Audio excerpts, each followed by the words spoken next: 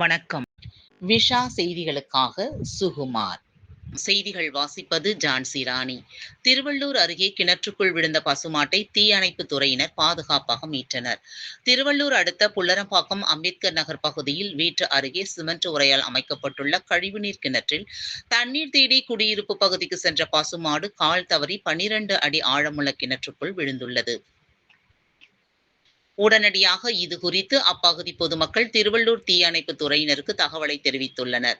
சம்பவ இடத்திற்கு விரைந்து வந்த தீயணைப்பு துறையினர் சுமார் 1 மணி நேரத்திற்கு மேலாக போராடி ஊர் பொதுமக்கள் உதவிகளுடன் கயிற்றின் மூலமாக கிணற்றுக்குள் தவறி விழுந்த மாட்டை மேலே பத்திரமாக மீட்டு மாட்டு உரிமையாளரிடம் ஒப்படைத்தனர்.